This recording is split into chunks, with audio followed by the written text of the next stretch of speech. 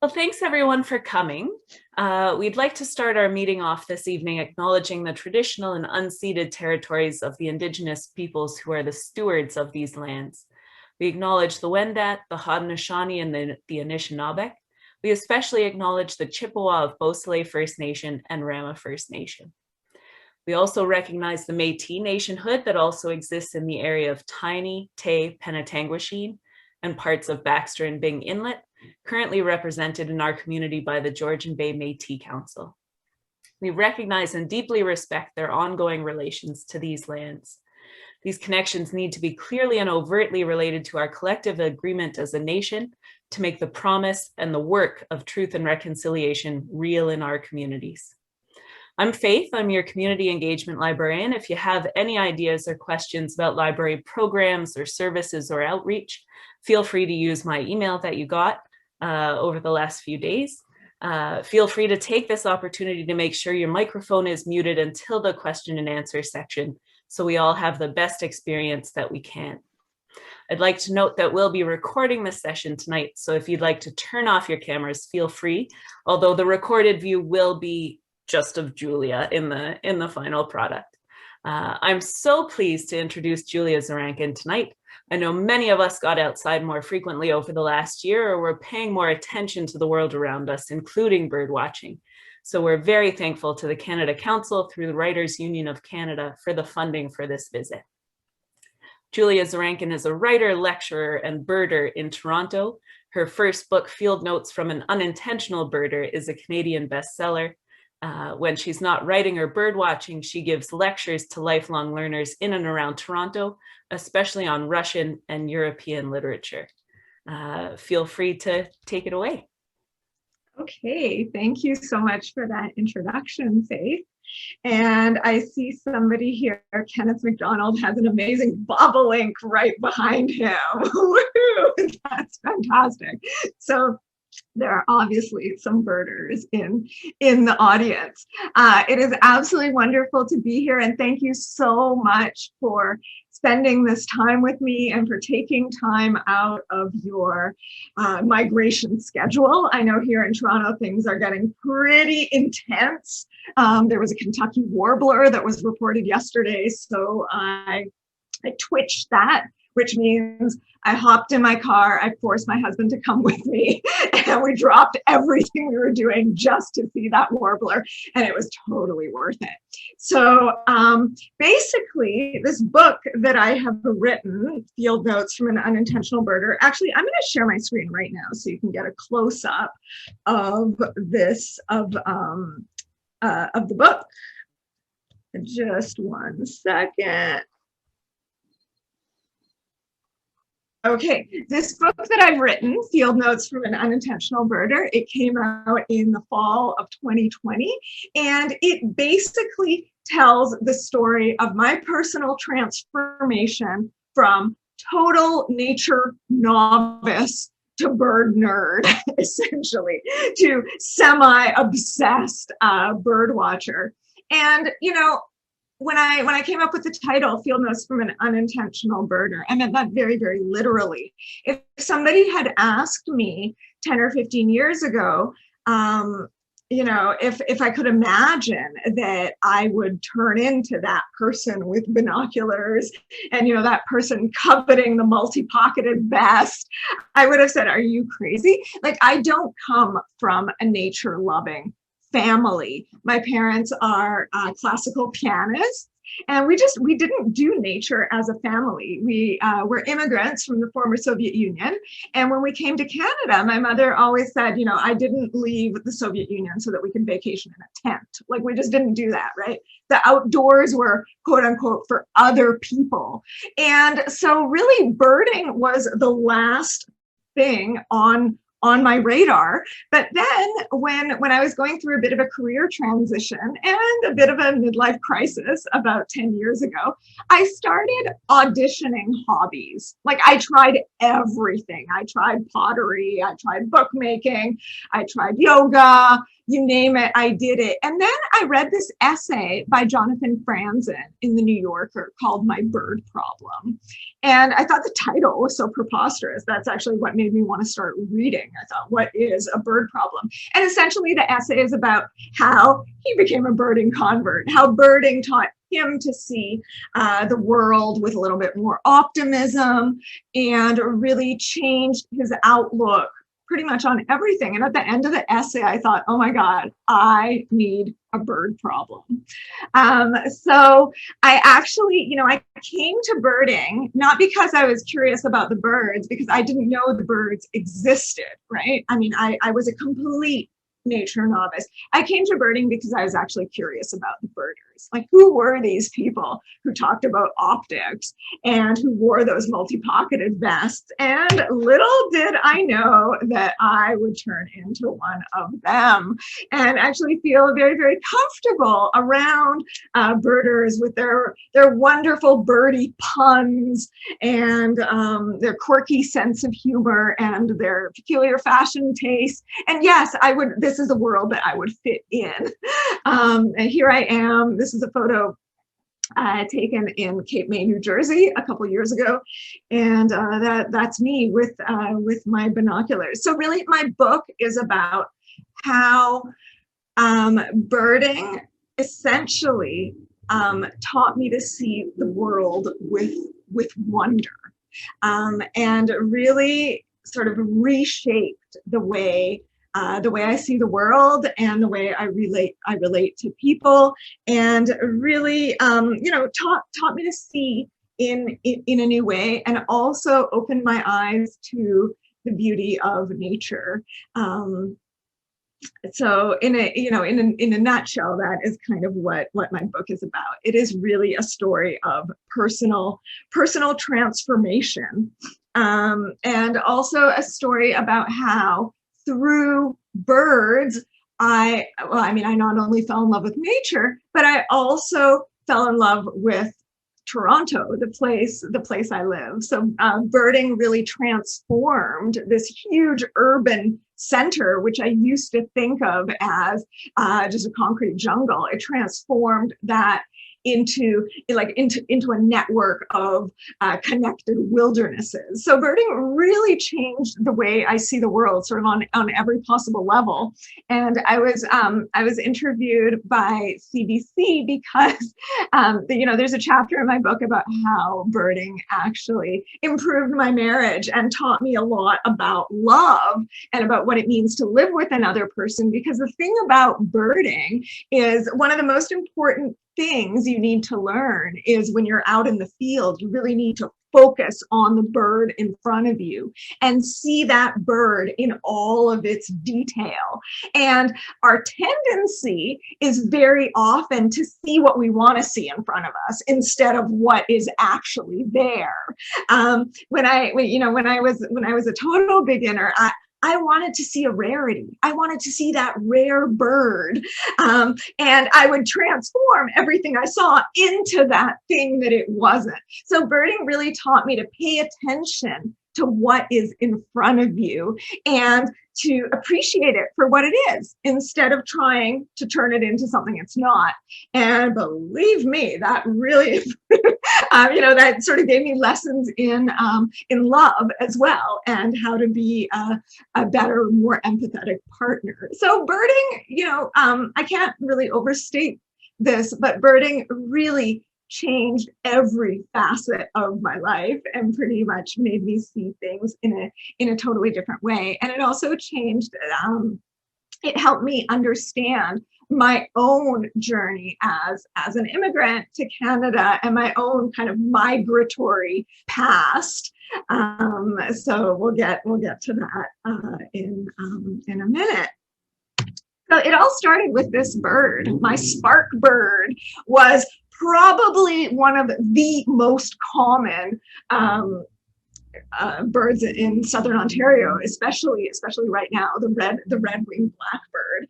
And I'm going to read a passage from my book about how I first saw this bird and how it completely cracked my world open. In fact, I was so shocked and awed by this bird that I actually asked my bird group if it was a rare migrant from Peru. And when they, gently sort of patted me on the shoulder and said, this is probably the most common bird you'll see in every spring, I wondered, oh my God, what else have I been missing? So this is from my first outing, my first bird watching outing. I had no trouble recognizing the group in the parking lot. Cargo pants tucked into socks and signature off-white multi-pocketed vests, which I recognized from the times I had Googled bird watchers. Each of the half dozen people huddled around their cars wore at least one item of bird-themed clothing, ranging from a subtle baseball cap with a woodpecker on it to a more boisterous sweatshirt featuring a giant red bird with black wings, so bright I wondered for a minute if the bird could be real. I looked around for the leader while I tried to make sense of their optics talk. Questions of magnification and the optical quality of vortex versus eagle eye passed me by completely. But I understood enough to nod in appreciation when Lucy, a petite retired high school teacher, showed off her recently purchased high-end Swarovski binoculars. She later admitted with a mischievous smile that she had bought them with money she had set aside for a sofa. I knew the leader had arrived once a rusty Toyota pulled up and everyone said, "There's Brett." A 6-foot-tall high school math and science teacher, Brett wore sweatpants with a Norwegian knit sweater and a baseball cap with yet another bird on it. Initially stern, his face lit up when he said, "I read a pretty good report this morning. Let's head to Kipling's Spit." Though the references to the report and to Kipling's Spit were both lost on me, I introduced myself, reminded him of the email I had sent a few days earlier, and sheepishly admitted that I was a complete beginner. Not to worry. Folks in our group have varying degrees of experience. I mean, there isn't a single person here who can ID all the warblers. A warbler? I asked. I knew ducks and pigeons and owls existed, but what were warblers? Wow, you weren't kidding when you said beginner. Nope. Do you have binoculars? I shook my head. That might be a good place to start, Brett said with a chuckle, which I thought might be code for, who is this interloper? How did she find me on the internet? And why did I ever email her back when she clearly said she didn't know a thing about birds? Once we got into our respective cars, our cavalcade of birders thundered down the highway until we reached a park at the foot of Kipling Avenue, where the city meets Lake Ontario, and where, according to the report Brett had read on Aunt Birds, a western grebe had recently been seen. A kind gentleman named Benito, draped in a long-lensed camera and binoculars, and with a spotting scope casually resting on his shoulder, let me borrow his spare binoculars, which he alternately called his bins, or binocs, or glasses. The binoculars were heavy around my neck. As we walked out to the lake, people started shouting words that I couldn't process. Northern shoveler, red-breasted merganser, American widgeon, bufflehead, long-tailed duck. The binoculars wobbled in my hands. High winds accosted me, and when I tried to focus the lenses, my eyes watered. The second I glimpsed a duck, it dove and left me staring at the hyperactive early April waves on Lake Ontario. "Wait, look," Brett shouted. "I think I got it. Horned grebe, over there, next to the pie-billed grebe. You can't miss it. To the right of the dozens, no, hundreds of redneck grebes out there. Oh my God, wait, is that a western grebe? Are you seeing the grebes, Julia? It's not every day you get 4 species in one place." My mind bobbed in and out of awareness amidst this sea of names. I nodded, but my binoculars were pointed at the CN Tower, the only thing I could safely identify on the horizon. "What's a grebe?" I asked. "Okay, start with the redneck grebes. There are close to 500 of them out there," Brett replied. "You can't miss them. Gorgeous rust-colored neck. And look at that elongated bill. It's a textbook grebe, no doubt about it." I located the mass of waterfowl but in the dull light, I couldn't detect anything remotely rust-colored, and all the bills looked identical to my untrained eye. On our way back to the cars, my extremities frozen from standing still in gale-like winds, I wondered how many more hours of staring at dark blobs on the water I could withstand. Disenchanted, I was preparing my exit speech to the group when we stopped near a bush and someone called out, "Red Wing Blackbird." I almost didn't look because the thought of lifting the binoculars to my eyes brought with it a slight wave of nausea. But the bird stood still, balancing on a cattail, and I managed the trifecta of raising the binoculars, focusing them, and finding the desired object magnified in my field of vision. "What is that?" I gasped, nearly blinded by the unexpected vermilion patches on the blackbird's epaulets. I watched as the bird threw back its head, opened wide its beak, and let out a sound so primal it left me marveling. This was as close as I'd ever stand to dinosaurs. If this bird had been here all along, I thought, what else had I been missing? And that was really the turning point for me. Like, if this red-winged blackbird was one of the most common springtime birds, and I had never once stopped to look at it, what else had I been missing? And that is what got me hooked, essentially, what kept me coming back for more. Sometimes waking up at 4 a.m, sometimes standing on the edge of a sewage lagoon for hours on end. I write in this book quite a bit about my family, and especially about my grandmother, who is from the Soviet Union and who used to send me packages of books. She really wanted me to be a doctor. Like, she would send me these primers about microbes and stuff I had absolutely no interest in. And I think she was always kind of secretly disappointed that I didn't become a scientist or a doctor. She had big dreams for me. And when I got into birds, I told her, I'm like, well, ornithology is a science. And she just looked at me and she's like, that's the wrong kind of science. It was a little bit challenging for my family to understand this newfound obsession of mine. And my grandmother said, "Wow, you used to be a normal person. You used to go to the opera, and now you wake up at 4 a.m. and you go to sewage lagoons. What happened?" You can combine the two, which I still do, but anyway, so there's a little bit of a learning curve for my family. Now my family is totally on board. My parents call me very, very often to let me know that there's been a rare bird in their backyard, and 99% of the time it's a robin. At least now they know. They don't call me for the house sparrows anymore. So that's extraordinary progress. But anyway, this was the catalyst. This is what galvanized me. This is what the bird that changed my life. Now, something you need to know about my book is that I'm not a scientist. I am a writer. This is not ornithology. This book is a memoir, essentially. And the book tells many stories.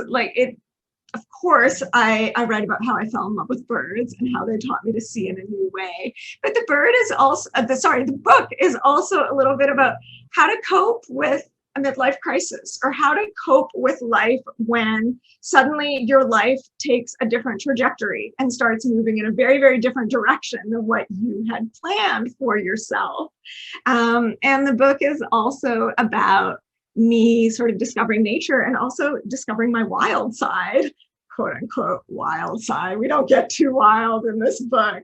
I did try to really find my wild side, and there's a chapter in this book about my trip to an island off the coast of Maine, where I volunteered for a breeding tern study. So I lived on an island, sort of off grid, slept in a wet tent for a week, and that's kind of where I lost my wild side. I realized that actually my wild side means I am an urban birder in Toronto.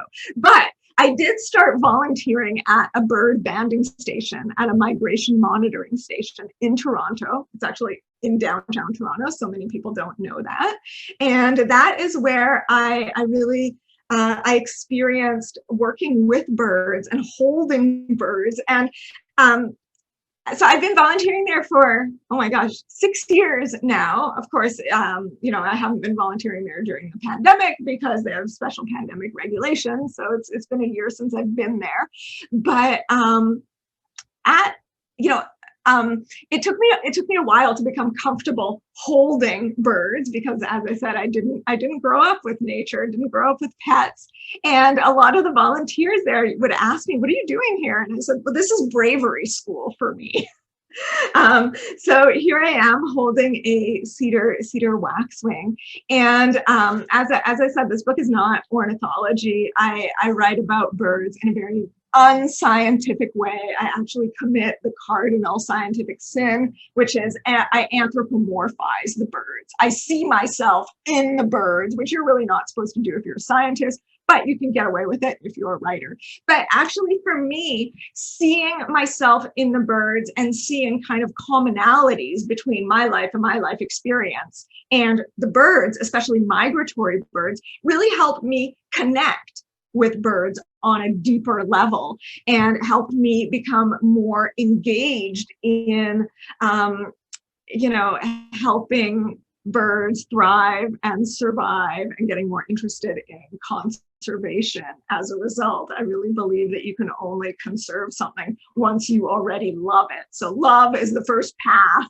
It's the first step on the road to conservation. So I've become very interested and committed to conservation projects and writing about sort of using my writerly voice to, you know, to bring about greater awareness about birds and the plight they're in and everything. And I try to do this in an uplifting way because I believe there's, even though the news is so depressing, there is still a lot to be hopeful about and a lot of joy to be found in this. So in the book, I write about birds in a very non-scientific way, and I discuss bird hairdos quite a bit.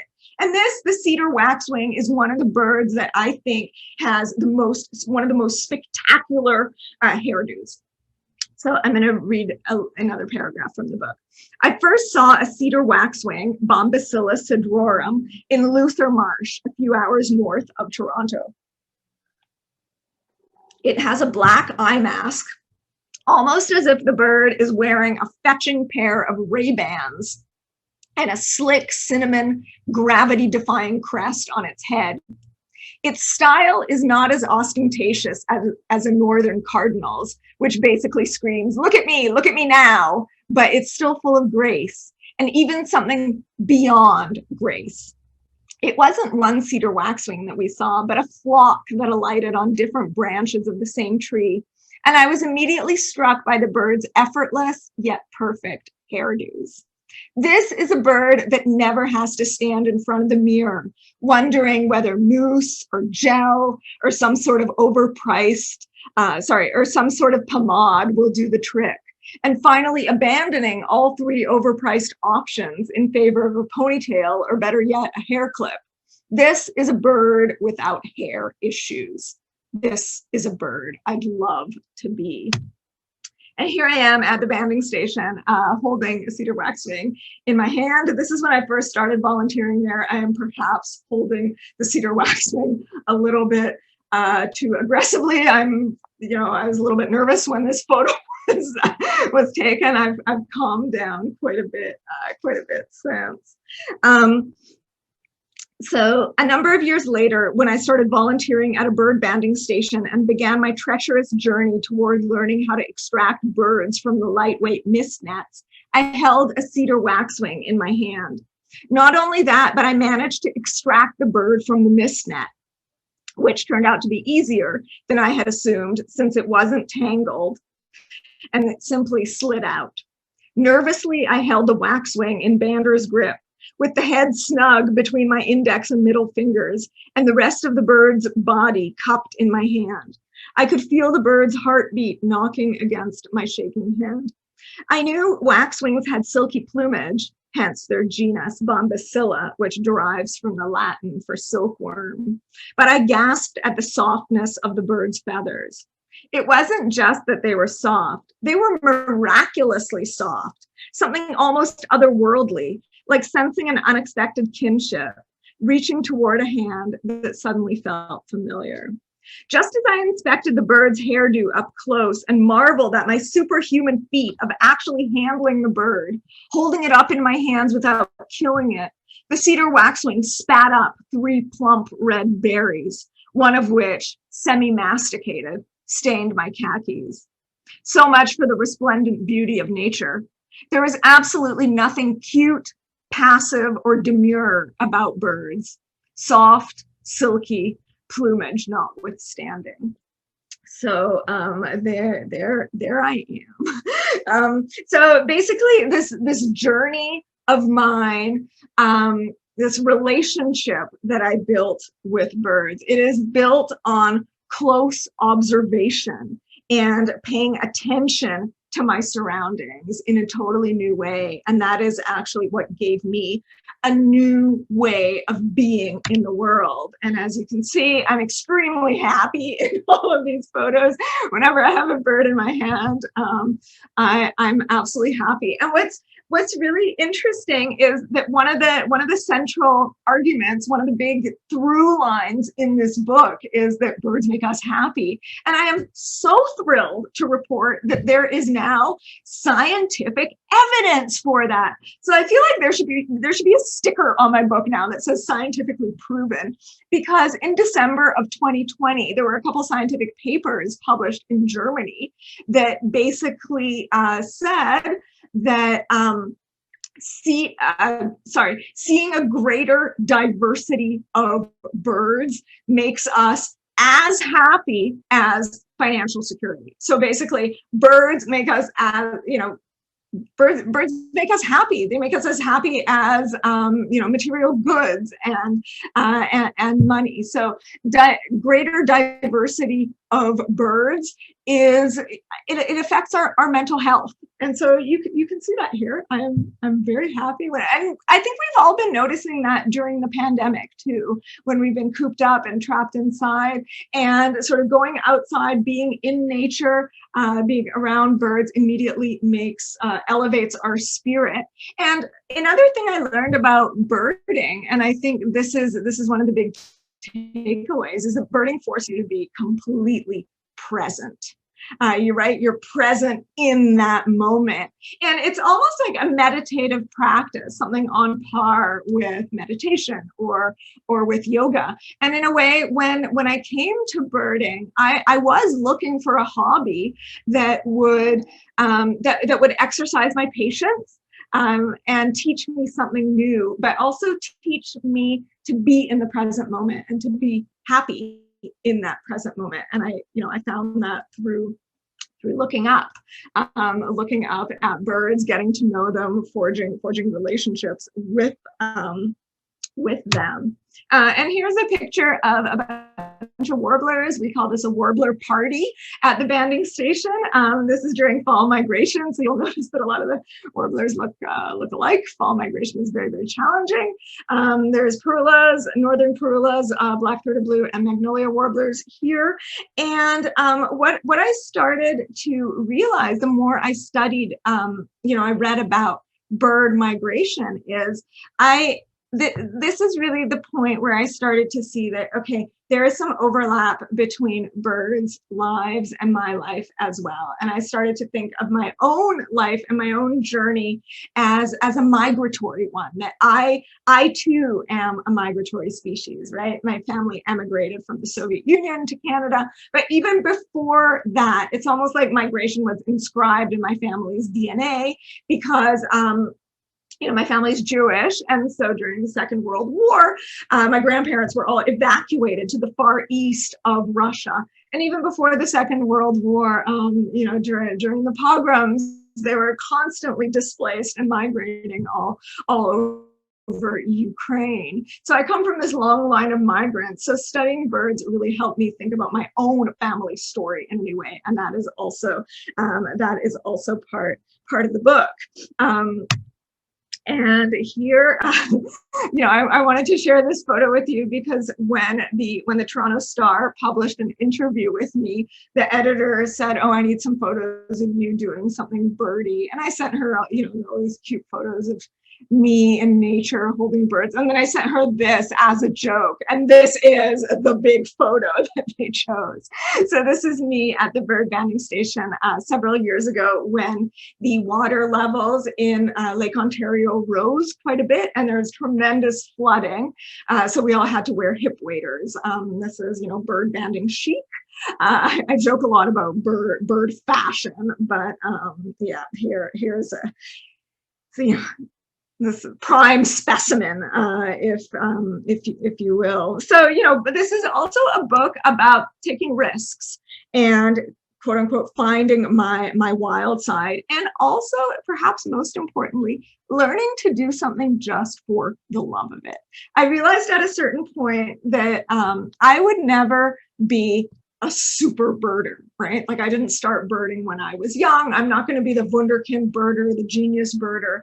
And there were a few times where I was really frustrated with my learning curve, that I wasn't assimilating information quickly enough. And I thought about quitting essentially. But what birds really taught me is that like it's okay to do something just for the love of it. Like there doesn't have to be an end goal. And I remember when I first started birding, my hairdresser said, "Okay, so you see a bird, and then what? What's the point?" And that really stuck with me. And I didn't have an answer for him at all at that point because I didn't know what the point was. But I'm gonna read a paragraph from the end of the book. As my hairdresser Randy put it, "So you see a bird and then what? Did I really need a hobby that amounted to close observation for the sake of nothing? I kept coming back to birds because watching them made me happy, but I had no idea why. I had no idea that my life was about to change completely because for the first time, I would be looking into the details of things, examining a bird in its ecological context, falling in love with nature, and suddenly the world would expand. And this place I lived in, which I had never found all that spectacular, this urban concrete mess laced with traffic, would come alive and transform into a series of interconnected wild spaces. Even though I will always be a migratory species, somewhere deep down, seeing that bird, which might take off at any second, has taught me to sit still, to relish the moment. You see a bird," I would now say to my hairdresser, "and then life becomes exponentially richer because suddenly you're connected with these magical flying machines that transport you back in time, since they're as close as you'll ever get, evolutionarily speaking, to dinosaurs. You see a bird as mesmerizing as the yellow-headed blackbird, and you can't look back. You've fallen in love and want to do everything to protect them. And suddenly most of your cynicism washes away, and you sense the fragility of their habitats, the challenges of their migrations, and their ferocious determination to survive. And when you really see that bird, the one that takes hold of you, the world appears full of wonder." And so here I am in Toronto. This is downtown Toronto, right next to the bird banding station. And this is what I mean by suddenly the city came alive in a new way, and I found a new appreciation for this place where I live. And before I started birding, I really believed that in order to find nature, you need to travel far away from the city. And what birding showed me is that no, there's so much nature right here at your fingertips. And I think birds really taught me how to see the extraordinary in the ordinary. And that was such an important lesson for me. Like they really taught me how to slow down and how to just appreciate what is in front of me. And speaking of what's in front of me, people often ask me, "What's your favorite bird?" And here it is, the absolutely miraculous and completely ridiculous American woodcock. I sometimes joke that this bird is an accident of nature. If I could get a bird inked on my body, it would be the American woodcock, the largest North American shorebird, which hangs out mostly on damp ground in the woods, perfectly camouflaged with its surroundings. To me, the bird looks like an accident of nature. Its eyes grotesquely close together, perched high up on its head, giving it almost 360 degrees of vision for detecting predators, and an ultra-long, sensitive bill for probing the ground for worms that it cannot see. Stocky, short-legged, incessantly pouting, this is a bird with attitude. And yet the American woodcock is also one of the more curious Don Juans of the avian world. In early spring, at dusk, the bird engages in an aerial mating dance that counts among the more peculiar things I have ever seen. The aerial display of the woodcock is so odd that many birding clubs host outings just to bear witness to the bird's eccentric pre-mating performance. It begins with a nasal peent, repeated more times than strictly necessary. And if a nasal note weren't enough to get a girl going, what follows is nothing short of spectacular. The pouty, stocky woodcock hurls himself into the ether on whistling wings, ascending in a series of wide circles, as if he had suddenly developed the agility of a nymph. And then he plummets to the ground with a yelp and does the acrobatic feat all over again. These peents and aerial dances work like a charm in the spring. The American woodcock mates morning and night without fail for 8 straight weeks. What female wouldn't be seduced by such a show? After witnessing the stocky bird's transformation into an aerial gymnast, even I could be convinced to mate with a woodcock. So there you go. That's my favorite bird.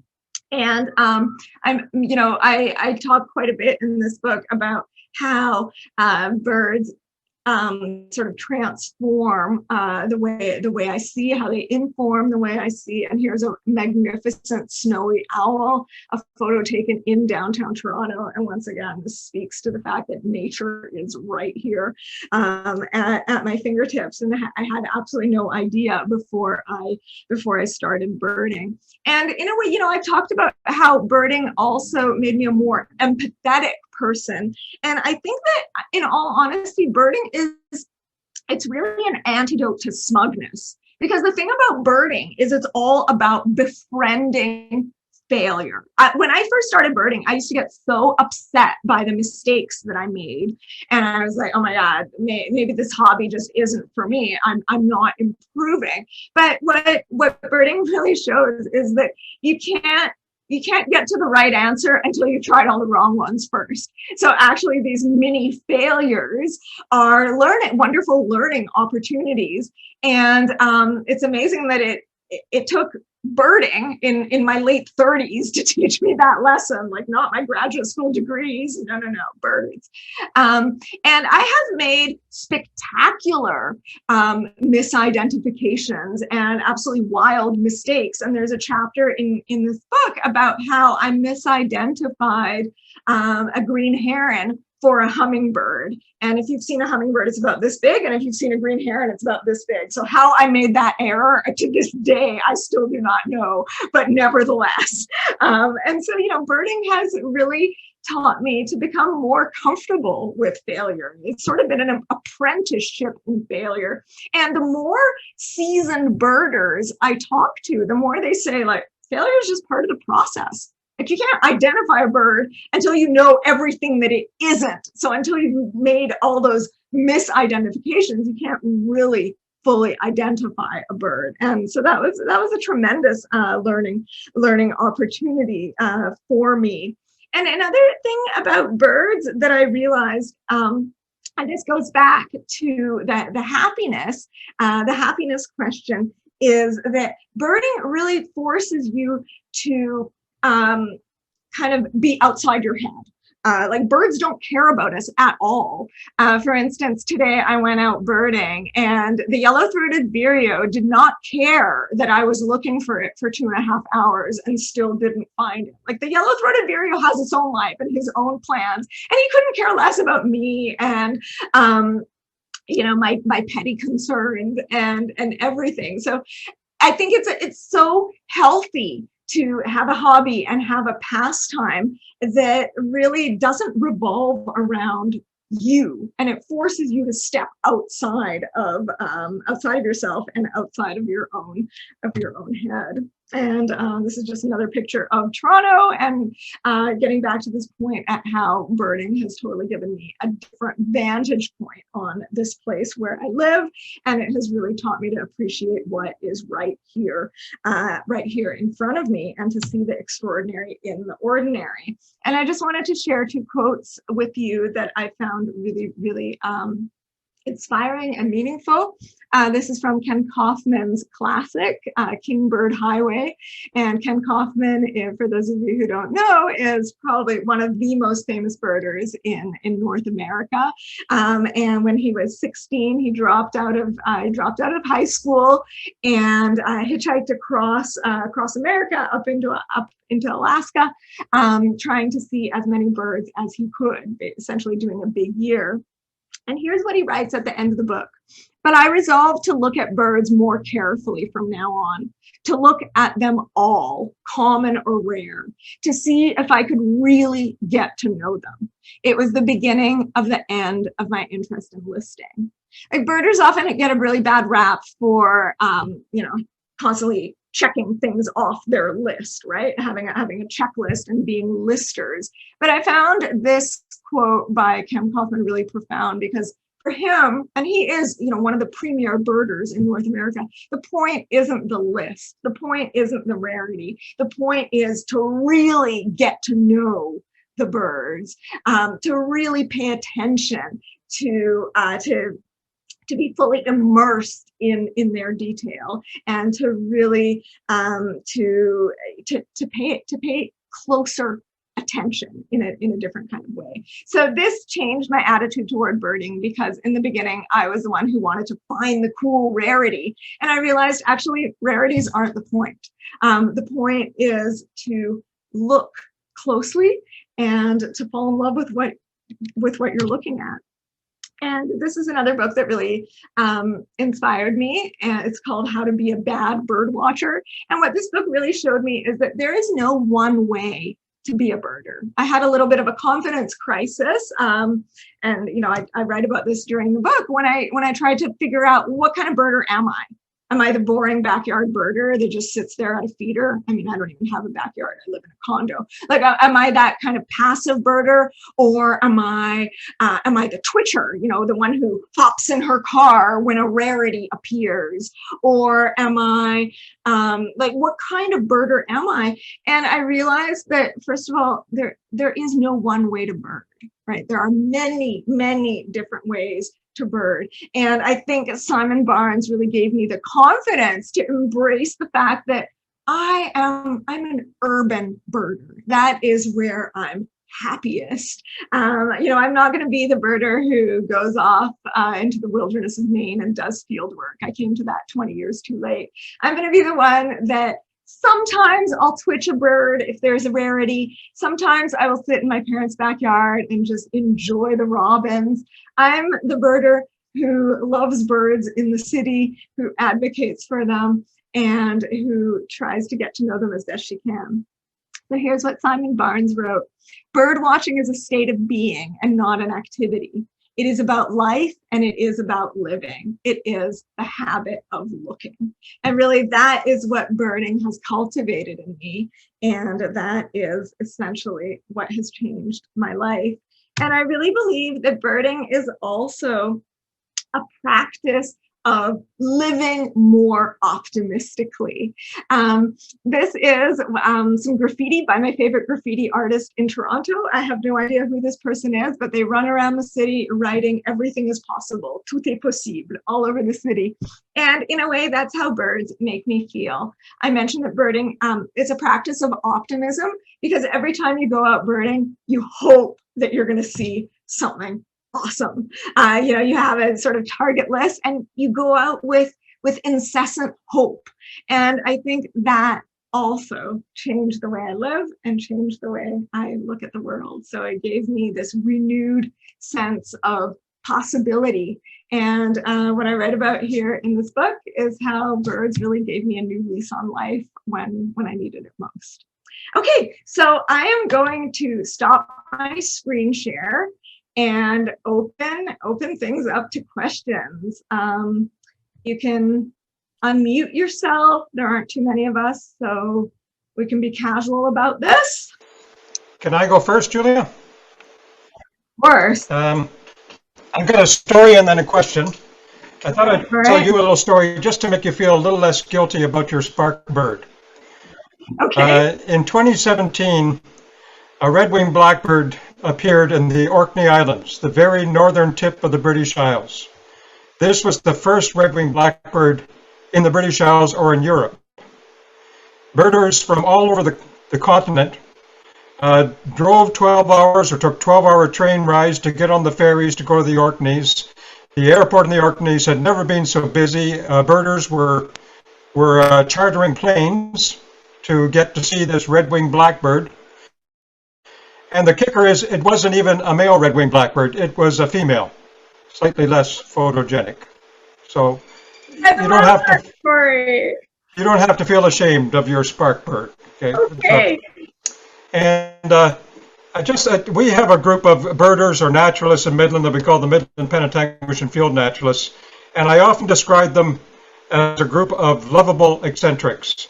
And I'm just curious if you know any birders that are normal, and if you know any birders that are absolutely despicable. That's my question. Okay. Any birders that are normal? Well, not quite. One of the fringe benefits, one of the silver linings to the pandemic is that my husband, my long-suffering husband, is now turning into a birder because there's nothing else for him to do. And that was the first thing that he pointed out. Like, everyone's a little odd, but also so nice and so eager to help beginners and so eager to talk to you. So do I know anybody despicable? No. I mean, I have met some people who are pompous and flaunt their knowledge in a way that can sometimes be a little bit annoying and a little bit overbearing. Like, for sure, I've seen that. But despicable? No. Birders are, for the most part, the loveliest people ever. And I write about this in the book, something funny. When I first started birding, I also started playing badminton at the same time. And there was such a wild contrast between, I was also a beginner badminton player, right? Between the community center badminton atmosphere, which was so cutthroat competitive. And the minute I would walk on the court, these guys were just like, they were so sad to see me because they instantly knew that we'd lose, and they just hated having a beginner around because it brought their level down. And then the contrast with birding is that I would show up as this total beginner, this total blank slate, and people were so eager to take me under their wing and show me things, because I really believe that there's nothing a birder loves more than to relive that experience of seeing a bird for the first time. So the contrast was wild. And when I say that I was a beginner, like, I was a total beginner. I knew that there were pigeons, and I thought owls were mythical creatures. But some birders say, oh, they're really humble, and they say, oh, I'm a beginner. But what that really means is they can't distinguish a fall plumage blackpoll warbler from a fall plumage bay-breasted, right? I was not that kind of beginner. I was the beginner who had never seen anything beyond a pigeon. So, yeah. Birders are awesome. Feel free to unmute or to put something in the chat if you can't unmute.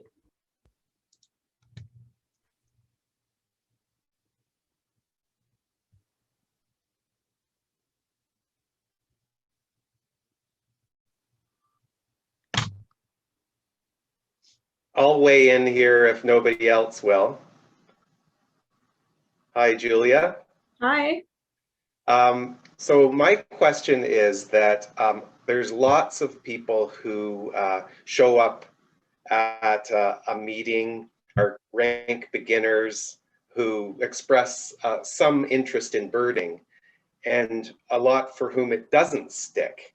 And I'm wondering, was there a particular event or a particular person, or what was it that got you hooked?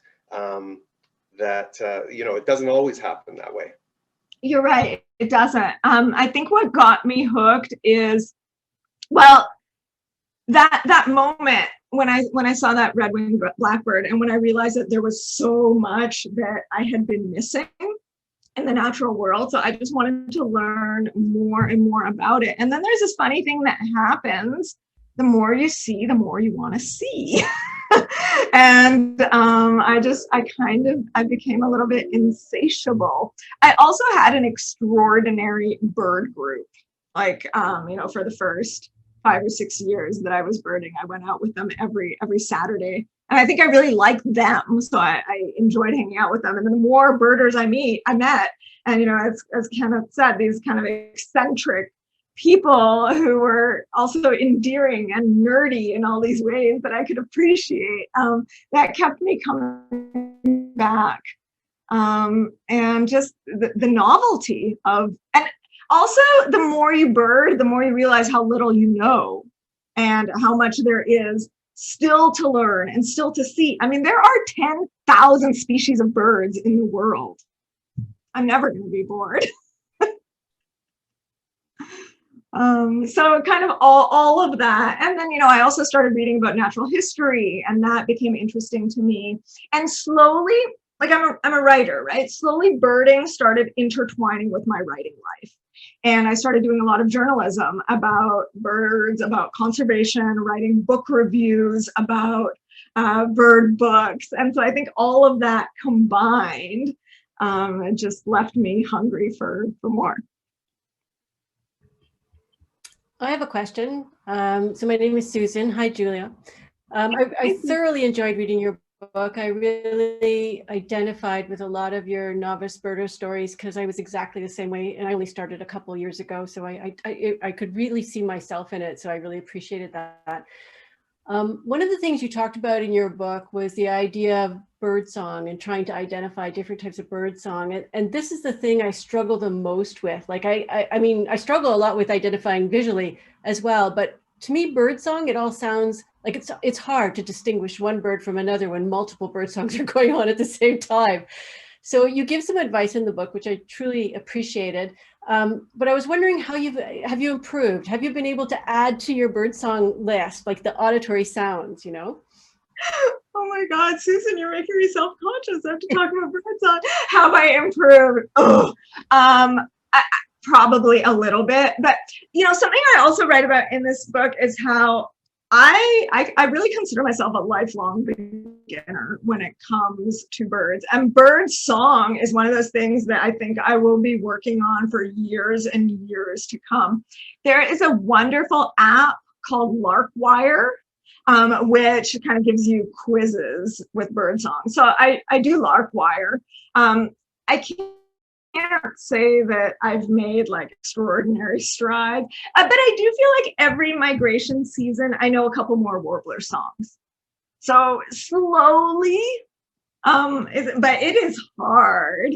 And, for those of you who haven't read my book, I write about how I come from a family of classical musicians, as I said. And the assumption is always like, whoa, your parents are these amazing classical pianists. You must have an ear for bird. I do not have an ear. Like, I'm tone deaf. I have no sense of pitch whatsoever. And learning these bird songs, it kind of gave me PTSD. It brought me right back to studying for the ear training component of my piano exams and doing horribly and having to go to these solfege classes and trying to learn these mnemonics, which still made no sense to me. So it brought back all sorts of childhood trauma. But so many bird songs are based on mnemonics, like the Eastern Towhee that says, drink your tea. Well, the problem is, when I'm out in the field, I feel like a lot of birds sing that song. So, but Susan, getting back to your question, I think it's just being in the field, practice, and also being around other people who'll be like, whoa, black-throated blue. Oh, scarlet tanager, and getting it that way as well. So I have hope. That's good. Thank you. There's always hope. Hello? Yes? I have a question. Okay, Andrew. My name is Alexander. Oh, sorry. It said that. My father's name is Andrew. Oh, okay. Hi, Alexander. Thanks so much. What was the rarest bird you saw? The rarest bird, that's a really good question, Alexander. I would say, okay, the rarest bird in Toronto was probably the fork-tailed flycatcher. It flew into Toronto, I think it was 3 or 4 years ago now. It was a one-day wonder at the Leslie Street Spit, the park where I volunteer at the bird banding station. And this bird had like no business being in Toronto. So that was probably the most exciting rarity that I've seen here. It's funny, I was out birding on the weekend, and a young fellow just about Andrew's age, maybe it was Andrew. That's exactly the question he asked me. He asked me, what's the rarest bird I've seen? I think it's really have a great answer. You have to really think about that one. I don't know. My answer is always, rare birds, every bird is common somewhere in the world. That's true. And Andrew, that story about the fork-tailed flycatcher, later that year, my husband and I were in the Caribbean and they were everywhere. And I was like, ah! So that's true. Totally. Every bird is common somewhere. Andrew, how long have you been birding? Alexander, how long have you been birding? How long? Yeah. Well, I've been seeing birds a lot of my life. I live up in Burlington in the country, so we get to see a lot of birds. Oh, and I find that you see the blue jay most common in the winter. Oh, that is so great. I love it. The next generation.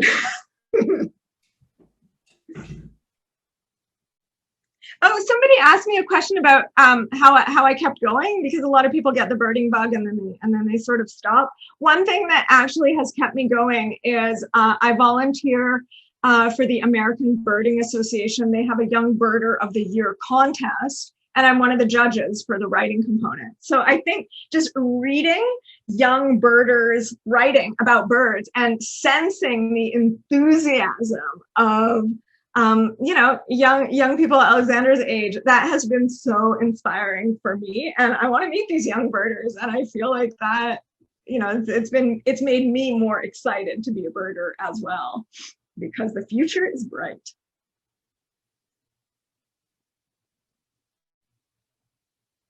Thinking about the writing about birding is fascinating on top of your book, but young birders writing about it. I also wonder if you have feelings or thoughts about folks that are focused on photography compared to bird watching or bird spotting. Yeah, I mean, a lot of my friends carry binoculars and a camera. I think photography is wonderful, and that is often the way a lot of people get into birds. I think, the only thing people really need to be cognizant of and be careful of is the welfare of the bird should always come first. So don't get too close. And it's especially an issue with owls, right? Often photographers have gotten a horrible rap because often they will bait owls, and that sometimes, owls die because of that. They'll get hit by cars. So the welfare of the bird needs to come first. It's so much more important than the perfect shot you're going to get. And so I feel like as long as people respect that, and there is a code of ethics for bird photographers, and I think it's really important to just respect that, respect the bird. But otherwise, yeah, it's great to see so many people out with cameras and interested. And of course, when you take a picture, then you want to learn what it is. And photography can be an extraordinary educational tool as well. Like a good friend of mine who's a birder just got a camera, and she's saying that it's actually a game changer, because often you're looking at a shorebird and you think you can memorize every detail, but you can't really. And then, coming home and studying the pictures, that can often be a wonderful study tool. So But I should tell everybody that if this were non-pandemic times, I would come see you all and have a chance to meet you and sign books for you. So if you are interested in purchasing my book, or if you have purchased my book, and if you would like a signed book plate, I am more than happy to send you one. So you can go to my website, which is juliazarankin.com, my name.com, and there's a contact button, and just contact me through my website, and I'd be thrilled to send you a signed book plate.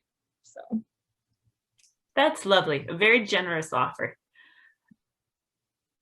Any other questions for Julia?